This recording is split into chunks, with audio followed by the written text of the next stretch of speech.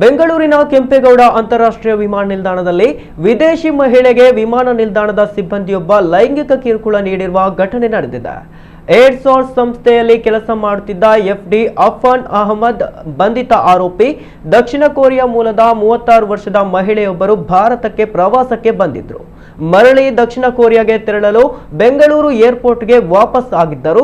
ವಿಮಾನ ನಿಲ್ದಾಣದಲ್ಲಿ ಭದ್ರತಾ ಪರಿಶೀಲನೆ ಮುಗಿಸಿ ಬೋರ್ಡಿಂಗ್ ಆಗುವ ವೇಳೆ ಎದುರಾದ ಆರೋಪಿ ಮಹಿಳಾ ಪ್ರಯಾಣಿಕರ ಬಳಿ ತಮ್ಮ ಬ್ಯಾಗೇಜ್ ಪರಿಶೀಲನೆ ಮಾಡಬೇಕು ಅಂತ ಹೇಳಿ ಬ್ಯಾಗೇಜ್ ಪರಿಶೀಲನೆ ಮಾಡಿದ್ದಾನೆ.